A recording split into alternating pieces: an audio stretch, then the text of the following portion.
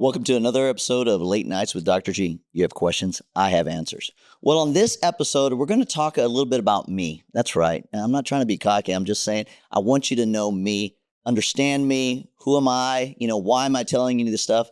And a little bit about my background and how I got into regenerative medicine. Additionally, we're going to talk about parasitic cleanse. What is that? That's all the rage right now. People are trying to clean themselves out and get rid of parasites that they may or may not have. So we'll touch on that and see if that's something that is good for you or maybe it's not. Additionally, where do we get medications from? Now, sometimes you can get them from different websites. You can get them here in the States. You can get them in other countries. What's legal and illegal? Well, it's a fine line, but we'll talk about that too as well in this episode. Hey guys, I'm Dr. George Armendariz.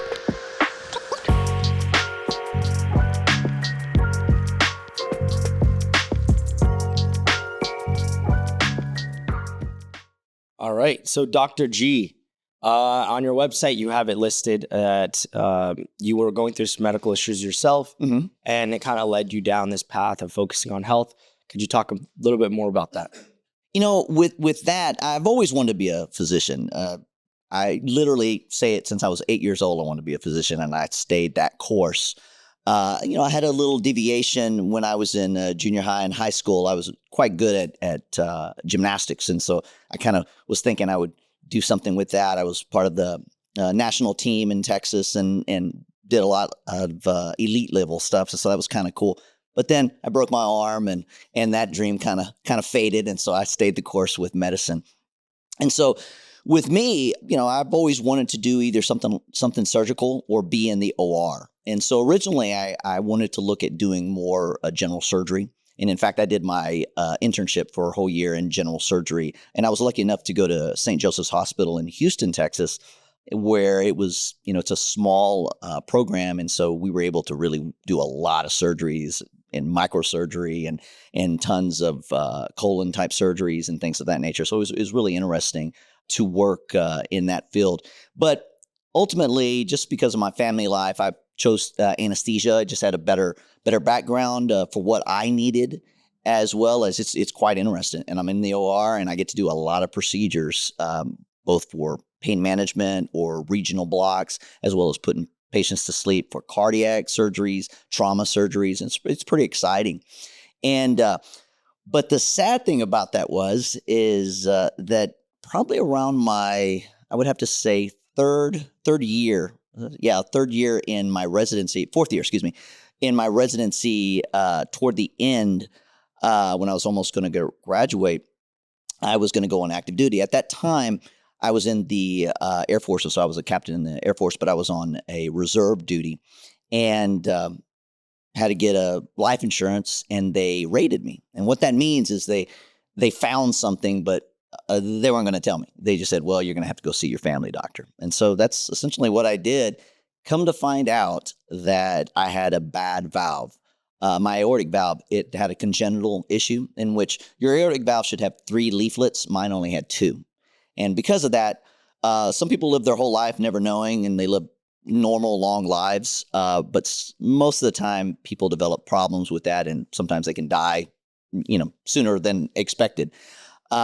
And so obviously because of it, they did a scan on my chest, and my heart was the size of a cow's heart, which you can, the size of your fist is roughly the size of your heart.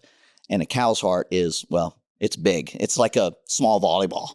I mean, so, it's just a big animal. So to have that size of heart in my body, that they were very concerned with that. And so they put me on some medications for a couple of months, but then ultimately I had to have an open heart surgery. And so with that, I had to get a mechanical heart valve. And what that is just that. It's a carbon framed metal valve in the aortic position with titanium.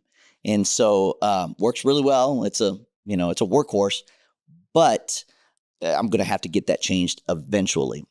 That kind of is what pushed me to perhaps look more into the regenerative medicine field. Back when this happened to me, regenerative medicine in America, it was just starting. So there wasn't really much about it. in Europe and in other countries, they did some crazy stuff. They were doing even on humans, not just animal studies and such. And so with me, I was thinking, well, I'm just going to, study as much as I can and learn all I can about stem cells and how they could possibly, help me in the future. I've had my mechanical valve for approximately 30, I think, what am I saying, 32? Yeah, about 32 years. Is it 32? I'm sorry, 22 years. And these mechanical valves aren't, although they say, oh, you'll have it forever and you won't have to have another surgery, they're really only good for about 25 to 30 years. And then you're just going to have to get another one. Is it a high risk surgery? It is, because it's a second surgery for me. And so there's scar tissue and things of that nature. And I've had also an arrhythmia issue with my heart. I did what's called a cardiac ablation, and it fixed it. But when I get a little dehydrated, my heart rhythm can get kind of so aberrant. Are there things you have to watch out for? Like, you have to be very careful.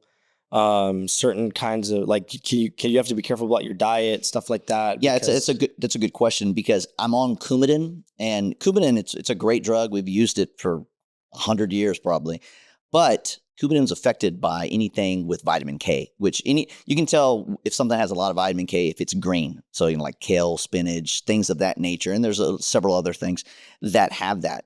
Vitamin K, although we need it, I need to keep my vitamin K at a kind of a lower level, because what happens is it makes my makes my blood thicker, or it makes it more normalized, like where how your blood is flowing. If I do that through a mechanical valve, potentially I could develop clots, and then those could, it could go up to my brain, because it's right here at the heart. You get a clot, it's going to go right up to your brain, and so that's a problem, and you can have a stroke.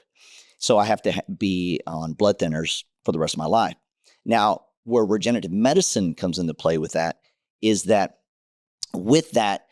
now they're doing, let's say, it's not that they're growing new leaflets, but they're utilizing, let's say, the bioskeleton of a cadaver, okay? And they extrapolate all the proteins, all the tissue in there, and so you have a bioskeleton matrix. And what they do is they literally drip your stem cells. Usually it's bone marrow, but now with adipose tissue and just with all the things that we've done in the field of regenerative medicine, they can use it from fat, and they can grow and culture your own stem cells into the, trillions if you need it, literally.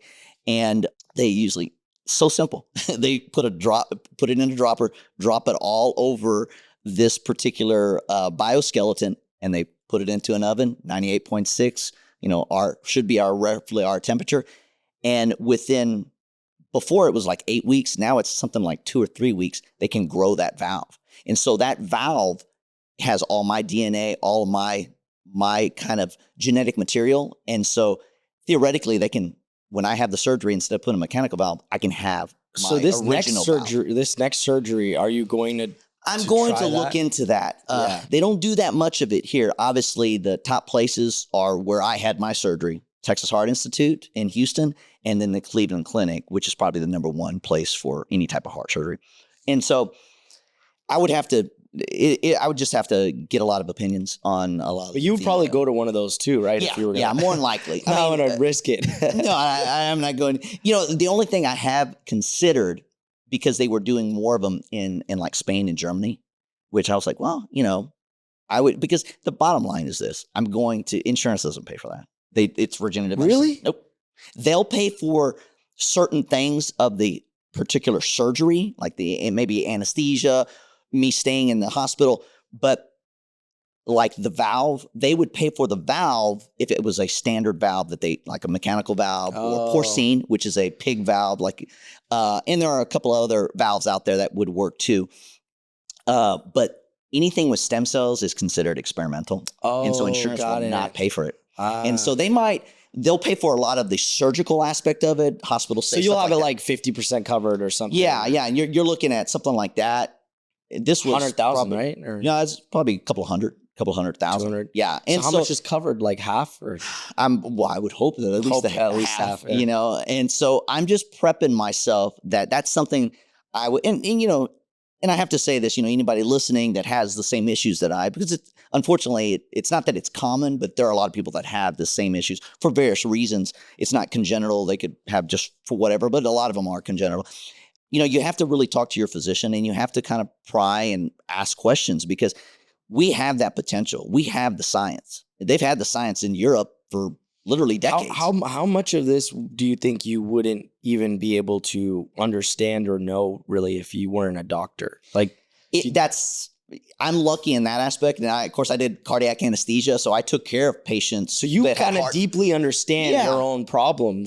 Exactly. And so, that's good for me and my issues. And I do want people to learn as much as they possibly can. Now that we have the internet and Google, even Dr. Google, which I don't particularly like Dr. Google, but now Dr. AI is coming up, and they're pretty knowledgeable. And so you can at least learn as much as you can. You can even see studies, even ask an AI type of chat GPT app, what studies are out there? What can I do given my issues? And you can literally put that into your phone or into your computer, and they will spill out, everything that is a potential for you in that particular situation. So I think that aspect of AI is very good. It makes people more knowledgeable of their own health. And, I, as a physician, I just get irritated with certain patients that when I treat them, even though we may tell them the pros and cons and the risks and benefits and all this other thing, they still come back and ask, well, I didn't know this was going to happen. Nobody told me this. Well, yes, multiple people told you this, and it's in the paperwork. But that being said, people really need to, and a lot of people are doing this, mind you, they need to take hold of their own health, and they need to, research a little bit of what's going on with them and ask questions. I don't mind for my patients, for whatever I'm doing, whether it's anesthesia or regenerative medicine, even aesthetics, to ask questions. In fact, with aesthetics, because they're paying cash, and regenerative to a lesser extent, but kind of the same thing because it's a cash-based type of medicine business, they ask questions. But if it's insurance is paying for it, for pain management or any type of surgical, they don't ask that many questions, which I think is crazy, because they're like, well, insurance is taking care of it. I don't really need to know that much. And so I'm like, you need to know even more, because guaranteed, if you're paying cash for something, you're going to want to know, okay, what am I getting? What are my risks? What are my benefits? How am I going to look? What's going to happen? You want to know that stuff, which, arguably, that you deserve that. So anyway, for me, that's kind of my push to go into regenerative medicine. I want to learn all I can. Yeah, I know about the surgery and things of that nature just from my anesthesia background. But, I really want to get down into the cellular theory, the cellular physiology behind the potential of stem cells specifically in my particular issue, for my particular issue, but also for a lot of my patients.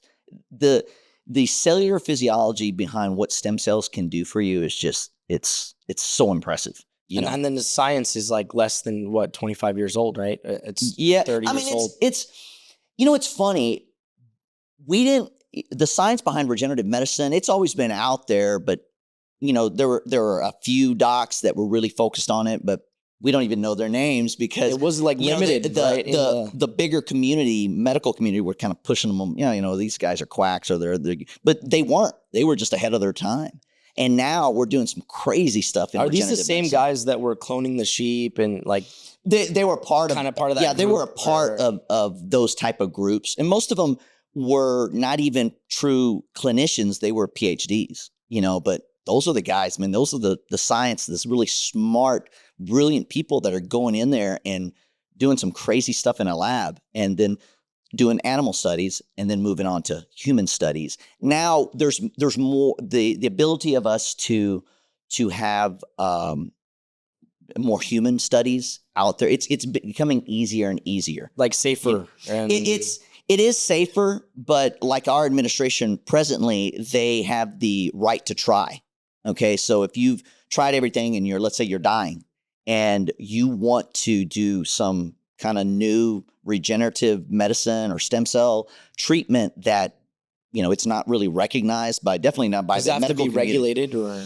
Well, you have to regulate everything. And that's, I don't, Yeah, I'm not real pro FDA, but I am pro FDA in the sense that they still check all of the stuff that we're doing, not only as a clinician, but any of the medications or any treatments that we do to help regulate them so we can protect the public. Because, obviously things happen and there are mistakes made, and sometimes it's no fault of anybody. It just happens and it sucks, but that's just how it is.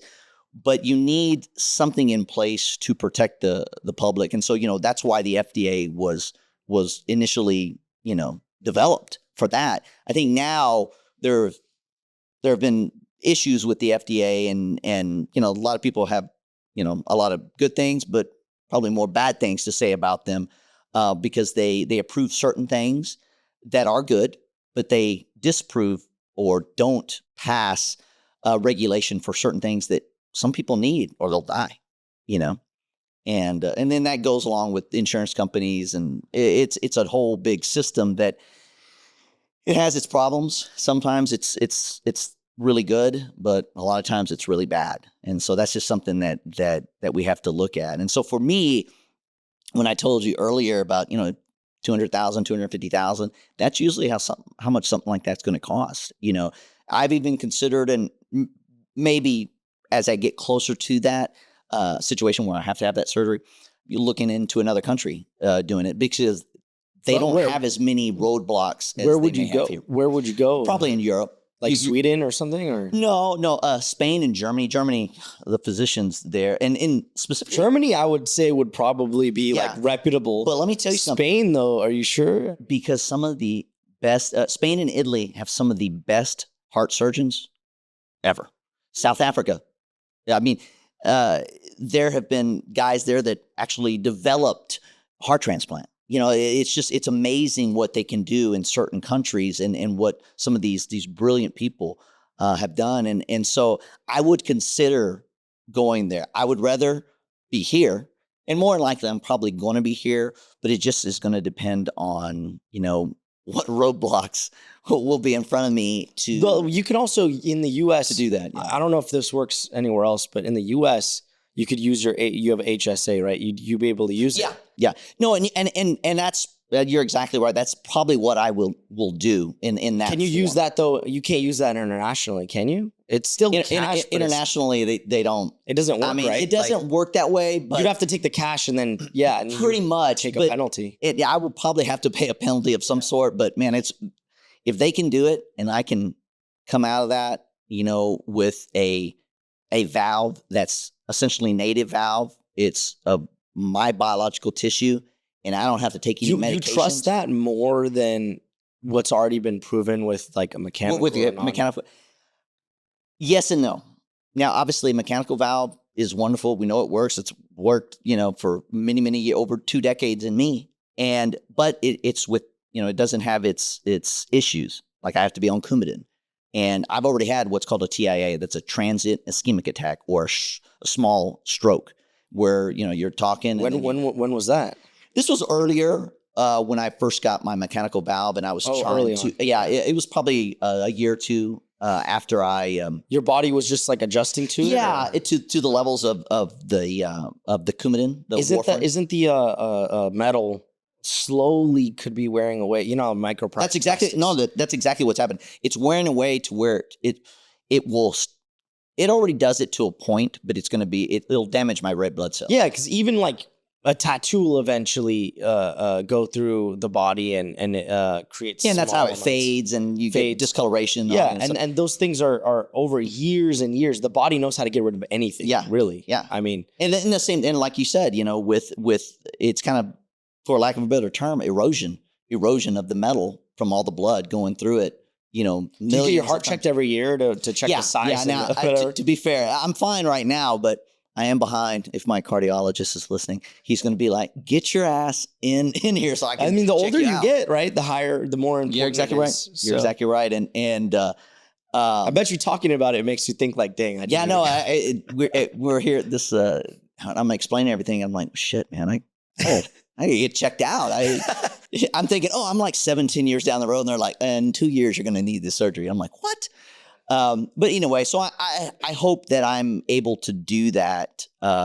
It has shown me a lot. It's crazy. We should definitely talk about this more because you going down this journey as a doctor with this, I think is like it'll be crazy because that's so interesting. There's so many people that would be interested in learning this. I mean, because there's a ton of people that have valvular issues for one reason or the other. And so we're gonna keep them. Oh yeah, we're gonna let them know you're gonna keep them updated on everything. Definitely. And if anything new comes out, any new treatments or any new legislation that allows us to do these. I do like with the Trump administration that they're allowing that right to try type bill where, it was passed through Congress where we're allowed to at least try to do certain things. Now, unfortunately, I think it's for life or death type situations. Not necessarily, this isn't life or death. Obviously, I could die on the surgery table, but it's very rare that people die from it. The surgeons are quite good at doing these. Unfortunately, at doing these procedures because there's so many people that have valvular issues. And sometimes it's not just congenital. They just don't take care of themselves and they need a new valve for various reasons. High blood pressure, coronary artery disease that, from obesity or diabetes. So specifically your issue was that there's 3 valves and one of them was like... Well, no, I was born with it. I was born with 2 valves. And you're supposed to have 3? You're supposed to have 3.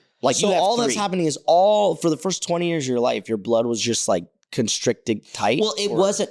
My body was fine with it. And like I said, there's people that have this problem that live their whole life, live to be 75, 80 years old. And then when they die, if they give their body to science or if they get an autopsy for whatever the reason, and they go, oh, they have a bicuspid valve instead of a tricuspid valve in the aortic position. So I could have one and not even know it. Yeah, you're exactly right. Dang. Most people don't. There's probably about 30 or 40% of the people that have them that don't even know that they have them.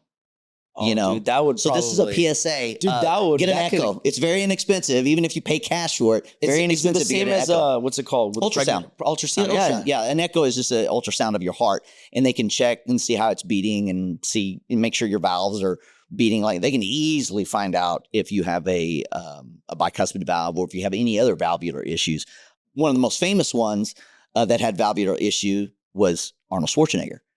He chose to have a porcine. Now, porcine valve is a pig valve. So he still has one. Yeah. With all of that steroid.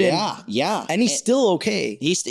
But he's also gone through, I think, 4 heart surgeries. I've only gone through 1.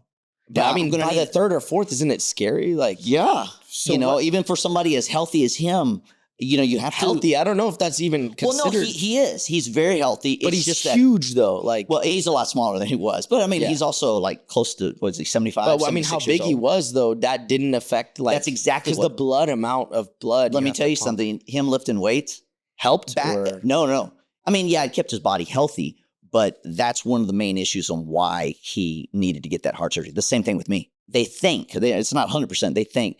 I was when I couldn't do, this is one thing about my life that I didn't ever tell you.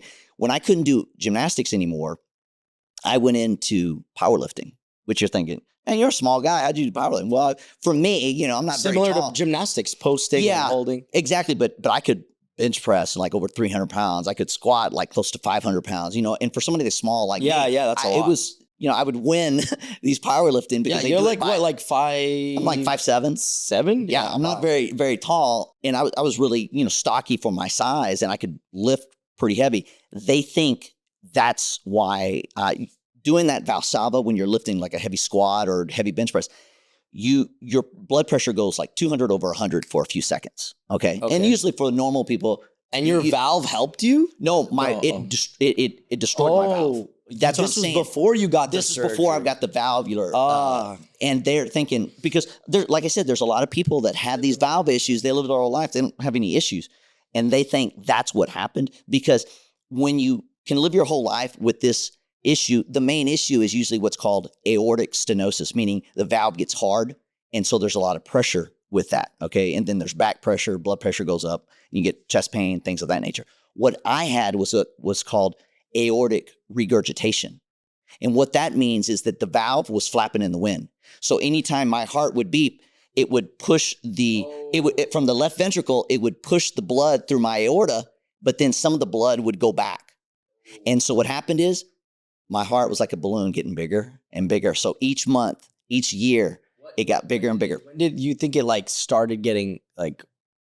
I think it happened when I was in the latter part of my college career because I did it for about 2 to 3 years in college a lot. And I was lifting a lot of weights. And even when I went into medical school, I was lifting tons of weight. I didn't lift as So heavy. you think that most of your life your body was able to like somewhat recover? Yeah, because in gymnastics, it's all body. I mean, we're all lifting our body.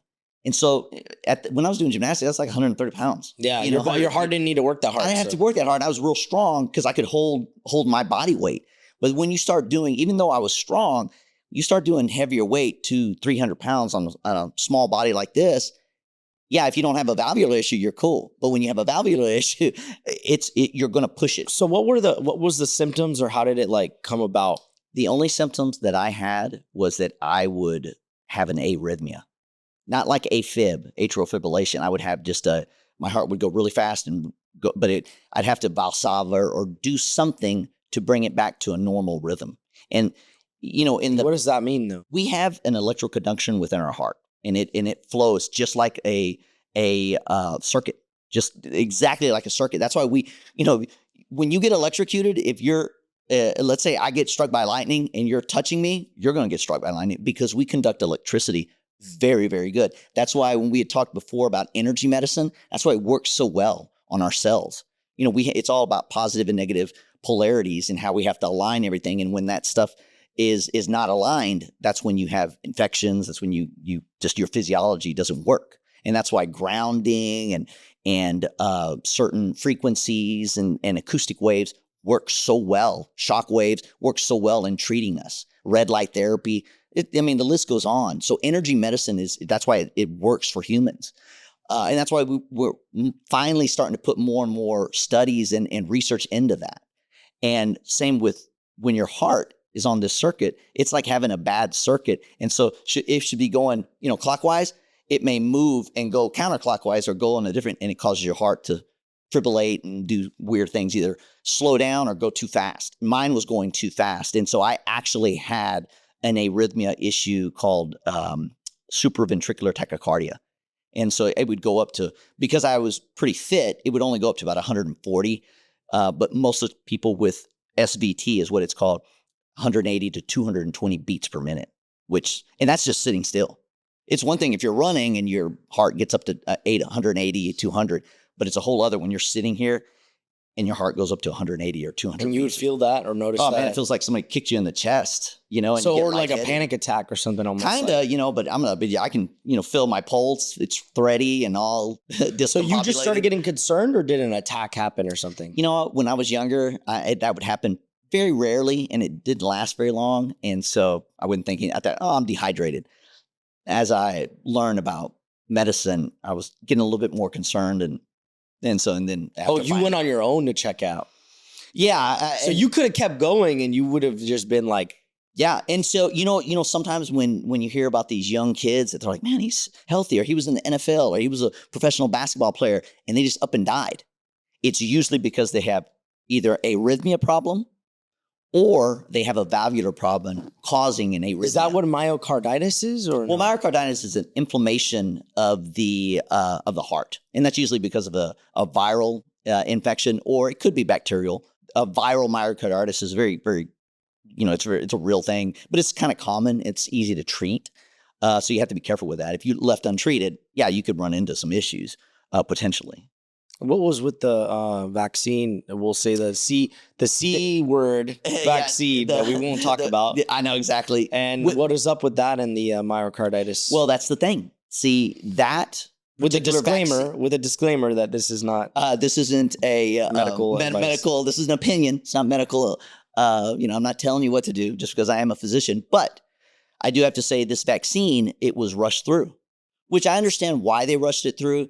But unfortunately, most vaccine takes at minimum 10 years. 10 years, yeah. To be approved. And then this was mRNA versus the regular, which I don't understand either. Yeah, well, that's just they use a dead, not a live microbe or cellular structure of whatever is causing the infection, and then that's what a standard vaccine would be. And so your immune system will develop B cells that have immunity and have memory. And so you remember that's like you get the MMR, the measles, mumps, and rubella vaccine. That's an old vaccine. It's been around for forever. And that's how it does it, because it has or the polio vaccine. They used a dead component of the polio particular infectious part of it. And so if it's dead, it's not going to grow or make you sick. But your immune system is strong enough to attack it, develop memory to it. And so if it ever comes in contact with your body again, you're able to fight it off. That's what the vaccine is supposed to do.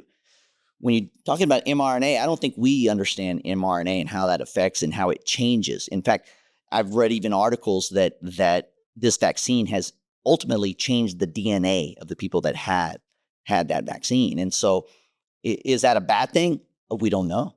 It could be, but it couldn't. People could live their whole life. And I'm assuming most people will live their whole life and it wouldn't do anything.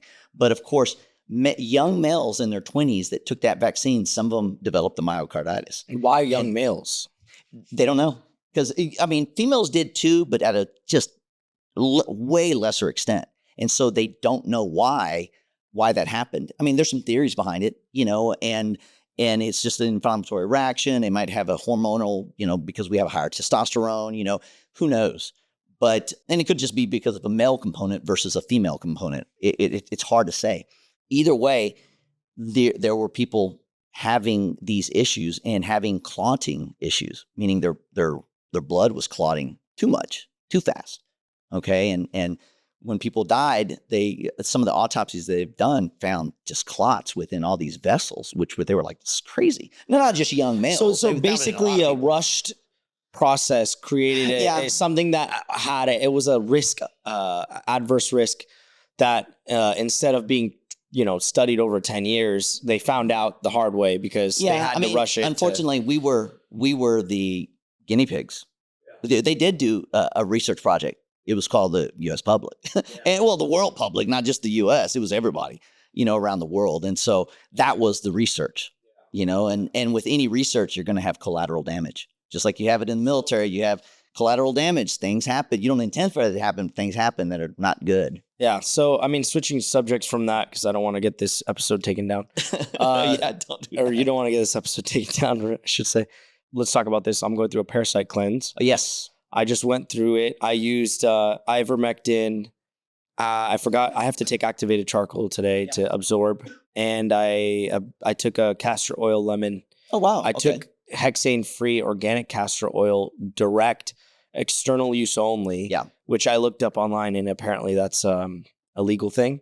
Yeah. But everybody takes it anyways. Yeah. It's like they made it so that, and by the way, anything that you say is not medical advice. No, I know. Right? It's just an opinion. We're just discussing this. But what they say is that it's supposed to help bowel movements and your body, and it can also kill bacteria. Yeah.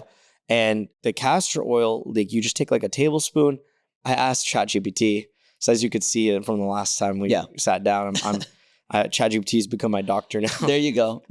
But so I started doing that, and I'm noticing I think I have a hex effect, the hex whatever it's called, Hexheimer's. I'm not. It's the effect when the body kills too many parasitic or bacterial or fungal infection too quickly. It releases it into the body. Okay. Especially if you have leaky gut, which I have, it can make it worse. Hexadimers.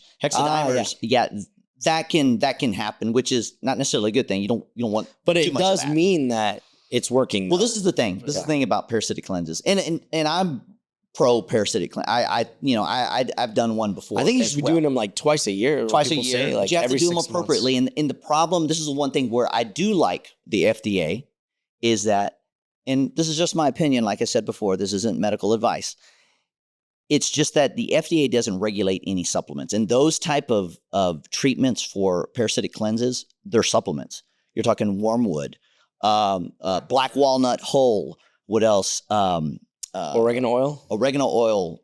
Castor oil is another one. Clove oil. Grapeseed extract. I think black seed. What's it called? Black seed. The black seed extract. All of those, they do certain things, especially with intestinal worms or tapeworms, things of that. And those are when you're talking about parasite or parasitic, that's what you're talking about.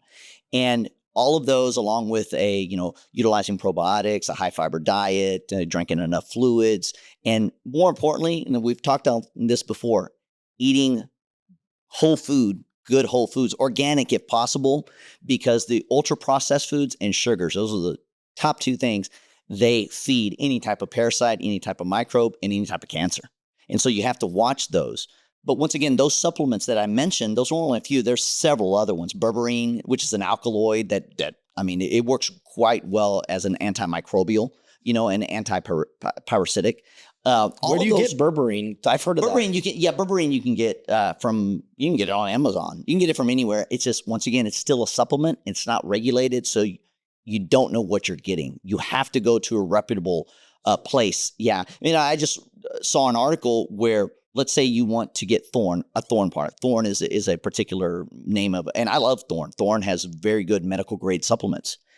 But if you look at the Thorn and you order it from the Thorn website, which I would recommend you do that, don't order it from Amazon, because they showed the bottle looks almost the same, but it's a little bit different. And you're thinking, it says Thorn, it looks like Thorn, but it's a little bit different. And they found that it didn't even have half of what it's supposed to have. Just filler. Once they, a third party evaluated it. They could just fill it with like grass or whatever. Well, no, not that. It's called fillers. They'll put either sugars, either not flour per se, flour, but whatever related carbohydrate type of fillers in there, which really don't do anything. Sometimes they'll fill it with fiber. This stuff, and it's really not anything. At least there's fiber in it, and that's somewhat good. But it's not going to do what you want it to do. Yeah, you take it, and you're like, I've having better bowel movements. Yeah, I was like, but my bowel movements are great, and so you have to watch out for that. Do I think they're good? Yeah, I think we should do that. I think utilizing glutathione, which is the biggest antioxidant in our body, vitamin C, zinc, those three are really, really good, that help establish your immune system as healthy as it could be, and that's what you want to fight off anything, parasite, any microbes, any viruses, and things of that nature. Even people are using golden seal or echinacea, what we use for as an antiviral. They're using those for parasitic cleanses.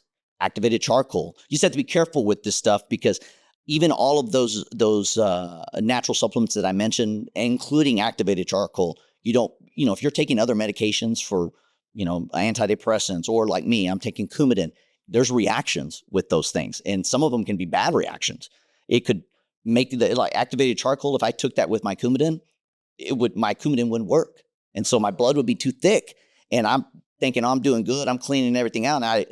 Then a month later, I have a stroke, and not even know why. That's why. So you're really limited in a lot of different things you can eat and take. So I just have to be careful, because I have to check my blood. So what kind of diet do you have then? Well, is I still keto. I still eat probably higher protein, but I still eat carbs like everybody else. And I still eat, I love salads. I love greens. I love spinach. You just have like smaller amounts of it, or? Smaller amounts. And then I might have to test a little bit more, and I also like to drink a, glass of wine. I have a whiskey or have a beer, that's just not good with any type of Coumadin. And I hope my cardiologist isn't listening.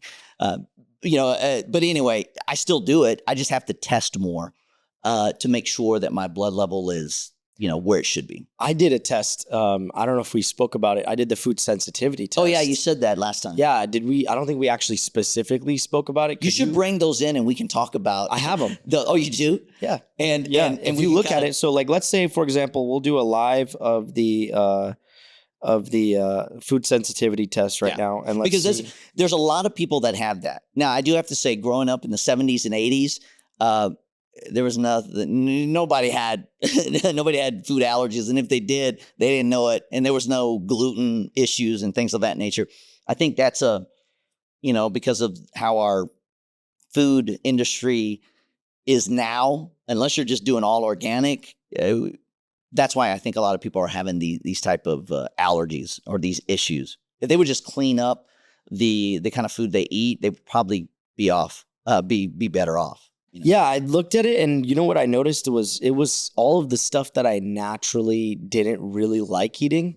That's your body telling you don't digest this well. Yeah. Because I would avoid them. I would avoid it. Yeah. I wouldn't eat it as much. Because it'd make your stomach hurt. Cranberries, for example, was one of them for me. And it wasn't a high sensitivity. It's light, but I still had a sensitivity. cranberries of all things. I was like, no wonder I didn't really like cranberries. Like for some reason I would stay away from them. So I'm trying to look for my test real quick. Anybody listening that has food allergies, you got to take those with a grain of salt. Are they good? Absolutely. Any type of testing that you do, either genetic testing, any type of tests for your heart, for your lungs, for anything, they're good because it gives you a baseline to work with, so you kind of know where you're at. And so I do recommend those tests, blood work, anything. Everybody should have all that at least once a year to evaluate where they're at. So you may have an issue and not even know it, and so that's why stuff like that's very, very important. I haven't done any type of allergy testing, but I know that it could be good. Sometimes when I eat food, I'm just like, well, I get a little gassy from milk, so I'm probably lactose intolerant. I am lactose intolerant, but I love milk. So what I've switched to goat milk, and that's helped a whole lot. It's a different type of sugar in there, and so it works pretty well for me.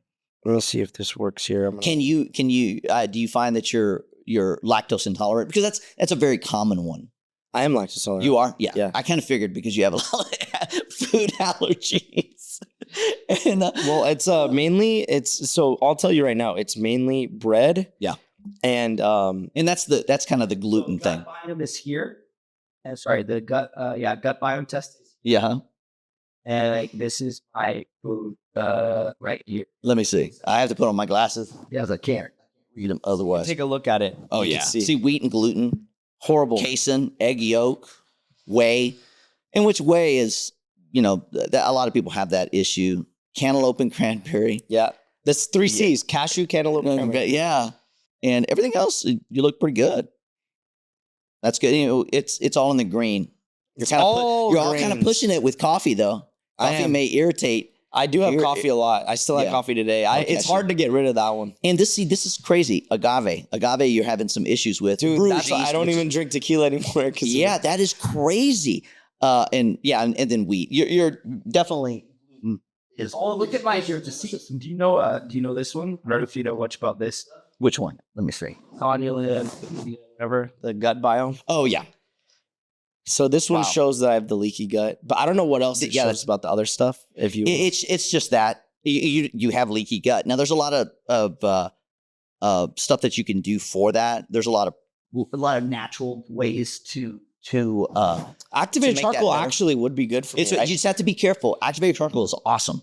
You just have to be careful with taking any medication or anything. Because it cancels the effects of it. It'll cancel the effect. It doesn't do anything bad, but it just cancels the effects. Yeah. Yeah, it's like you never took it. Yeah, so that's why I don't take it with, like today I want to take the activated charcoal, but I drank coffee. I didn't want to cancel the effects of the caffeine. Yeah. It'll cancel anything. No, it'll cancel anything. And so you have to be careful with that. But that's actually the good news. You have to wait about 2 hours. 2 hours, before you can take it. Yeah, so that's what I did is I drank coffee and I was like, let me get this done. And then I'm going to take activated charcoal after this.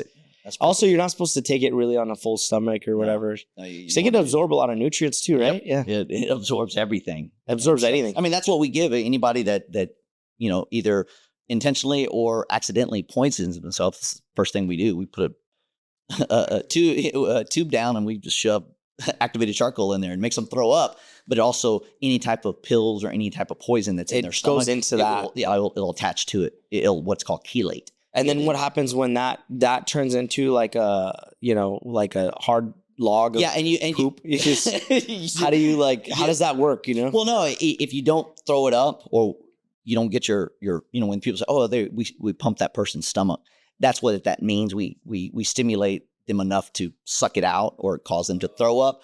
Even if we don't get all of it, it will form a part in your. You say we? Have you done this before? Yeah, I had to work in the emergency room. Oh, so I was moonlighting when I first became a physician. I make some extra money. I would moonlight in the ER, and plus I was doing general surgery, so I did a lot of people cut their heads or stuff like that. What was the craziest thing you ever saw? Just overdoses mainly? Or? No. We've had people putting things in their bottom that they shouldn't be putting in their bottom, and then. It can turn out to be really, really, really bad. This one person put a incandescent light bulb in there and it broke. Wait, and why? What? Exactly. Why would you do that? And it was a longer one that's like 8 or 9 inches. I don't know. Anyway, and Oh, then it's another not one just with gonna a get. So fluorescent. you have to do like surgery to remove all the Well, glass. that person, I think Died. ended up dying just from infection because I'm sure you've seen a light bulb when you've broken it. It goes It's into these dirty and microscopic pieces, Yeah. and there's all these chemicals that are on light bulbs. Would Yeah. somebody? It's crazy, and you see a lot of different things like that, and that one was a horrible one because they took out You were there for that? yeah. Then we went. That was when I was doing general surgery, and so we went in and had to take out pretty much all of his terminal colon. Well, pretty much all his large colon, and had to put in a colostomy, and then that just it was just a bad situation all the way around for that. Yeah, That is ridiculous. That is absolutely bad. that. So you were there for that. And then and the other things is when people that just don't take care of themselves and either morbidly obese or they just don't move, and so they get these infections, and it turns out to be a little, let's say it started with a little abscess that you just open it up, it bleeds a little bit of pus, and you pack it and it's clean. Well, they'll let these things grow to be huge. Where this one lady was probably close to 400 pounds, and I was able to put like my whole hand up until my, a few inches below my wrist inside to clean it out. That's in her thigh because it got so infected. And so we have to pack it. And those are dangerous because you could lose your limb. And you did those surgeries? Yeah, well, they come to the emergency room. You gotta take care of them, and then they go in for surgery to get.